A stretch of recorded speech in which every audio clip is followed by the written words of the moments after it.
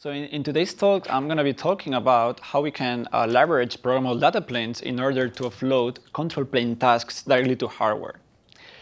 In this talk, we are going to mainly talk about two topics. First, we are going to show an extreme design point of view in which we really tried to offload an entire control plane, or at least the part that computes forwarding state. But then we are going to take a step back, and we are going to acknowledge that these programmable data planes have some limits. And what we want to show here is that there is a design space in the control plane that we can really leverage with these programmable data planes. So instead of going to the extreme, we can try to find a sweet spot. So as we already know, network architectures are composed of two planes, the data plane and the control plane. And these planes can be implemented either in hardware, software, or something in the middle. So for example, to list some examples, we can have here in the data plane spectrum, we can have solutions a little bit everywhere. For example, in the software side, we have OVS. But if we would buy a normal switch, we would get something in ASIC, right? On the other side, for control planes, also to show some examples, we can see that all the solutions are rather in the software side.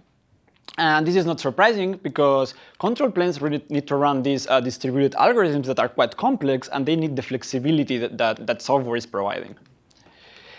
So in this talk, we are going to talk about all this space that is not being explored, right? And one of the first questions we make ourselves is, do we care? Are current solutions good enough, or can we try to get something here? And as a motivation, I'm going to use this example that even state-of-the-art software control planes have some room for improvement. For example, to react to failures or to some anomalies, they can take up to minutes to detect that. And even for some specific scenarios, and for example, grave failures, they can take up to hours. It's something that's very hard to do. Then for computation, these state-of-the-art control planes, when there is a big failure, they can take up to minutes to convert the state. And finally, the fact that the control plane and the data plane are separate, they are two different entities, and we have this control plane running the data plane, this adds a new latency in the equation. Because so when a control plane gives you, you receive a packet, you need to send this to the control plane, you need to do some computations, and then update the data plane. So there is always a latency here. So do we care about this space that is not being explored that much? Well, yes, I think we can do something here. And more importantly, is that can we do something about? And the answer is yes.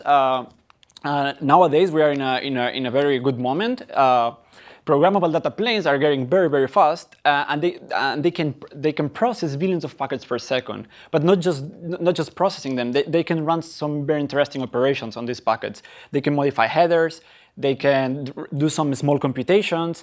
They can add new protocols on top of that we can use to run something nice in the network. But very importantly, they can keep state in this SRAM that they have. And this state, it really helps us to do some small computations at a per packet level. So there is a packet, we compute something small, there is a next packet, and we keep the computation going. So definitely, I think we can do something about this space that is not being explored.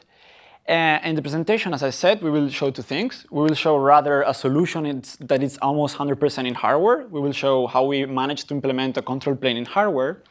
But then we will, as I said also, we will acknowledge that maybe the best design point is to take some specifications, some requirements, and try to find what is the sweet spot here, and not just to go all the way down to hardware. So to implement this control plane in hardware, we checked at what are the main tasks that you need to do for computing state. And they are sensing, so you need to be able to detect changes in the network. You need to be able to communicate with other nodes in the network. And finally, you need to be able to compute something and update your data plane. So that's mainly the things we want to do in hardware. So to show a little bit how we did all these three steps, we're going to show some goals and challenges, and then I will give you an idea of how we solved that. So for sensing, we want to be able to detect both hard and grave failures. I really want to emphasize that grave failures it's something that it's very hard to detect in software, and hardware, like being inside the network and really being able to compute something at a per packet level, will enable us to detect these type of failures very easily. Challenges here are that basic hello mechanisms are not enough. So they only allow you to detect if the link is okay or not, but they will not allow you to detect these grave failures I just mentioned. So to give a very simple example is how can we leverage the data plane computation.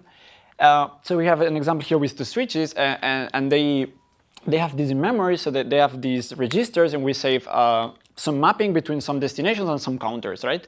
And what the switches do is they will start some probing campaigns to detect if there is something going on here. And let's say that this switch B will send a stream of packets to A. And in this stream of packets, we will add some extra flags saying, okay, you should start counting now, and at some point we will say the switch stop counting. At the end of this probing, okay, just for the example also, let's assume that all these red packets will get dropped, just to show what happens here. So after this probing campaign finished, the switches will exchange these counters that they were really counted in the network, so they didn't miss anything here.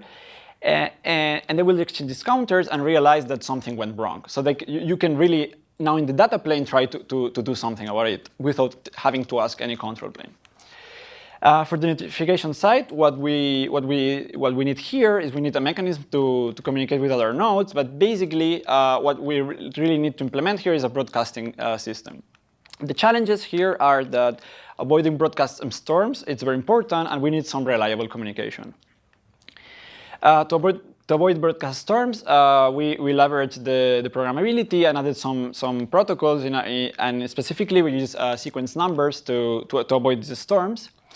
And for the reliable communication, we have a pseudo solution, so it's not really solving the entire problem, but we leverage the fact that these switches can generate a lot of packets. So they can generate packets without blinking, so we generate notifications. We use duplicates. And also we use priority queues for our control plane messages, so we can decrease the probability of packets getting dropped. And finally, the most interesting one, so computation, and the least intuitive. So here, our goal is to run some routing algorithm entirely in the data plane. And challenges are that the computation logic we have with these programmable data planes is very, very limited, and resources are also very, there's a huge constraint here, as we saw in the first talk. So just to give an example how we do this, a very simple example, imagine we have this network here. Let's focus on this destination, this red destination, and the state in switch D. So here in this state, we really separate two things. We have these statically configured tables in which we are mapping some prefixes to some register entries, like you can see below. And these register entries are really containing the forwarding state. And this can be updated at line rate. So one packet can really change how packets are going to be forwarded in the future. So let's see an example how this goes from the beginning. So imagine now, so the network is not converged, and we have the state in switch D, and we can say that it doesn't know how to reach the red destination. So what will happen here is that A will send these advertisements, vectors to all the neighbors. And if we assume that the delay here is the same in the upper and the downlink, the first thing that D will receive is the advertisement below. It will run some computation and will update the forwarding state using the port number 0. However, later, so the advertisement that was going through the upper side will be computed by B, and B will generate a new advertisement with a cost of 1, then will be sent to C. This will generate a new advertisement with cost of 2, and finally D will receive that and will update the forwarding state, because now the vector is shorter, right? And to see another example of what would happen when there is a failure, so here we have a failure in the middle link, and C will detect that very fast in the data plane, will generate a new advertisement saying, okay, I cannot reach this red destination anymore, and that will be received by D. This will trigger a new computation, like we will do in a normal distance vector or path vector routing algorithm, and D will say, okay, I learned this destination through C, so I have to update my forwarding table. However, later, the A will send another advertisement, and D will end up using the downlink, which was the second best path. So does this actually work? Well, yes, we have a prototype working now, implemented in P416, and we tested that with the software model. And now I'm going to show a case study in which I'm going to present you this, what I just showed before, but we are going to also introduce a new type of computation we do here, which is this BGP-like route selection. And it's just an example to show you how can you like extend these and add other types of computation, not just normal intra-domain routing. So imagine we have this network, and the switches in red are the ones which are running our control plane in hardware, and they are connected to these peers and customers. I will show this later in the BGP example. And what we do here is something very simple. We send two flows, one from AS1 and one from AS2, and both directed to this network prefix X. So these flows are sharing a link in the middle. And as you can see, they are roughly getting half of the bandwidth since they are TCP flows. So when there is an event here, let's say there's a link failure, what happens, this will trigger automatically our routing algorithm in the network and will converge the network within very few packets. You can see here that the bandwidth goes a little bit down, but this is because of the timers we used for the link detection, the link failure detection. Also, as an extension of what I just presented before, we can add other types of computation. For example, let's say that now there is this external link failure. This will make AS3 to send a withdrawal to our border switch. And what happens here is this switch will send a broadcast packet to the network, to all the other switches, and tell them, OK, I cannot reach this prefix X anymore. And all these switches will do two things upon receiving this packet. They will check if they were using this egress. If they were using the egress, they will stop doing it. So they'll drop the entry. And then at the same time, they will check in their memory if using one of their peers, they can also reach the destination X. If they can, they will broadcast another packet in the network telling everybody, OK, I can reach this prefix using my peers. And this really will trigger a new computation in which all the switches within one RTT, they will find the new egress. What is the second best egress? And in this case, we can see this below. The blue flow will use S5, which is the second best egress. But something very interestingly here is that it's something also we added in this computation is that this orange flow, it's violating the export policy, because it's coming from a peer and it's going to a peer. So our computation will automatically detect this and block all the flows that shouldn't cross our network. So I presented now this first step of the presentation, and so let's rethink: is this a good idea? Well, it might be, but this is just a very simple. It's a very simple control plane. Like if we would like to offload a real control plane one-to-one, we will not have enough resources to do that. So hardware is limitless, and a lot of tasks, and also a lot of tasks, like for example, reliable protocols, cannot be offloaded because they require many resources. If we would like to have TCP there, we would need to save a lot of state for each connection. So one of the questions we ask ourselves is, can we have the best of both worlds? Can we have the best of software and hardware? And this is where our hardware and software co-design problem comes into play. And we really say here that instead of trying to find a specific solution and just do everything in software and hardware, why don't we use all the resources we have nowadays and try to find the best spot? And here we phrase this as this optimization problem with 3 steps: specification, optimization, and synthesis. And basically what we want to do here is, in specification, we want to take our network, so all our devices, what are the control planes we are running, what is the data plane capabilities we have, what are the constraints, and we want to model these as close as possible. So we want to build small blocks so that we can reason if they should be put in software and hardware. So we have to also reason about these cost functions that give us some information about what would be the cost of doing different allocations. And all this specification would be inputted into an optimization framework that would solve this optimization problem and would try to find what is the best allocation. So what is the best allocation of from our control plane and data plane? Where are the small tasks? Where can we place them more efficiently? And finally, we would input this into a synthesis framework that will automatically generate our control plane and data plane code.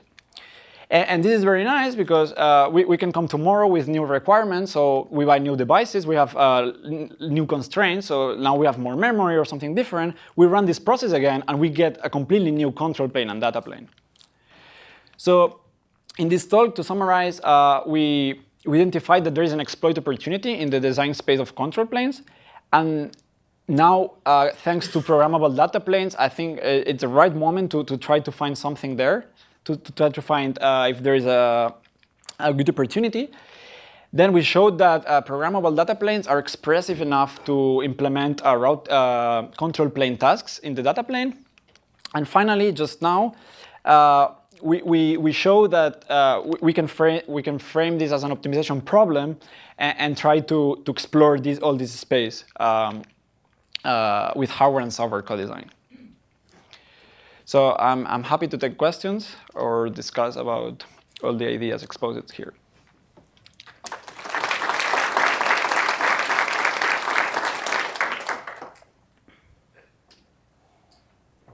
All right, so I have a question actually. So I really like the idea. So it's taking things that are done on the control plane on switches and pushing them down into the hardware. But one thing we've been seeing recently is more centralization of control planes. So like with etc. I wonder how if you've thought about how this fits in with that trend.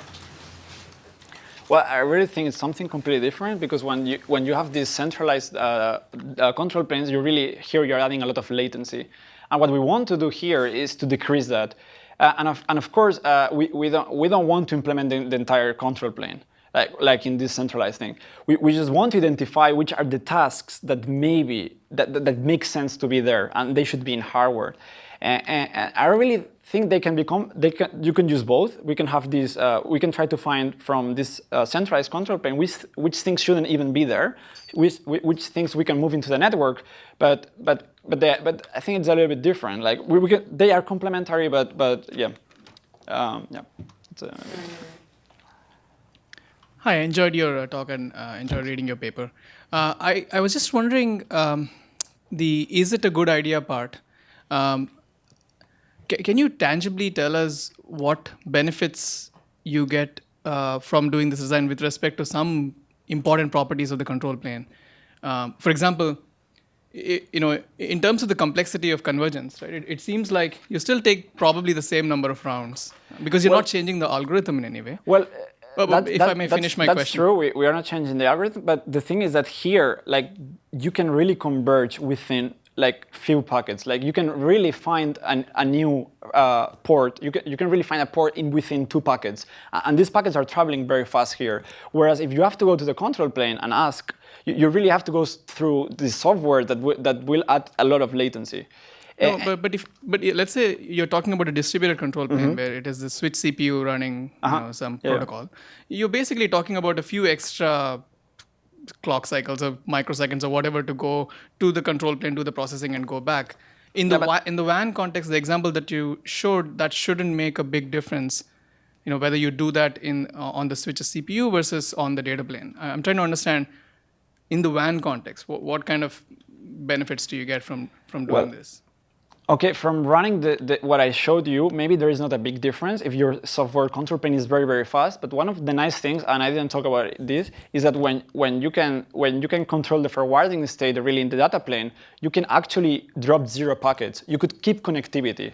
And you don't even need to ask anyone like what to do with the packet. You could try to do something smart in the network and try to not drop this packet and do some. I mean, at least you can do this. Also one of the things is that, of course, maybe you don't want to run this so maybe you want to do something hybrid in which you only do this for the most important prefixes. And I really think you have some gain. Like just going to the software control plane, it requires much more time. I think it could be like 10 times slower. And we should talk offline. But if your goal is to minimize sort of packet losses and such, when convergence is happening, there have been a bunch of other solutions that people have proposed where you sort of route around. And, so I'm wondering why that division of labor is not a more appropriate thing, whereas this is the right thing. But we can talk. Yeah, maybe. Give it a break. Thanks. Hello, Shachar Reindel, Microsoft. I have a question for you connecting us to the first lecture of this session. Diuk started his talk by pointing out that the SRAM we have on programmable chips is very, very limited. You are saying let's take the BGP state of very large network, possibly the internet, and try to squeeze all of it in there. And the question before me was going, what do we gain from that? Well, okay, we are not taking all the, so BGP would, if we would do that, maybe it would be gigs of data, so we cannot really do that. So we really think in this BGP example, so first of all, we would only save the best, so the best paths we know. We would not save more information. Also, we would do that only for the most important prefixes. And so it's true that we cannot offload a lot of things, but we should, when we would do this hardware and software co-design, we should, in our specification model, we would say what it matters for us, and then we would, and given some memory, we would use only, so we would only try to solve what we can with the memory we have. Of course, what was presented in the first talk would actually help us in order to put more state in the data plane. So we could actually try to put much more. So maybe you want to keep your sensing part, which is interesting and useful, but keep on using the existing BGP solution for solving this part, because you have a very nice CPU with memory attached next to you. Yeah, right. But still, I think with this in the BGP part, the only thing we do is like we save very few states in the switches. So we just tell them like, okay, they just know if they can reach a prefix through a peer. So that's the only thing they know. And so this state is distributed in the network, right? Not everybody knows what the other knows. So the nice thing here is that you can broadcast this in the network. They can do some small computations and learn something new that they didn't have. So I think still here we can get some benefits and compress a lot the memory because we have it somehow distributed in all the nodes. Okay. It'll be interesting to see your results here. Okay, sure. The things like what we are looking at from like a telco or tier one provider point of view, the cloud computing and the edge computing and the thing that behind it like 5G, the 5G stuff is pushing it. So there's some trend like based on service-based architecture to get all the control functionalities through microservice. So like a service-based architecture like 5G, sorry. So if you try to, and also the like NFA, SDN, those things is, we're not talking about like a CapEx saving too much, emphasize too much anymore because we realize the challenge behind it. So we start looking at like a user experience, something behind it. Now, if you start to do the hardware-based control plane, at least from our point of view, is a little bit conflicting to what we are trying to push through like a microservice or service-based architecture, those type of things. So when you are doing this type of research, have you ever sort of like edge computing, cloud computing, and 5G that they're pushing it? I'm not sure if I understood the question. Can you try? Yeah, we can talk about offline. Yeah, let's give another round.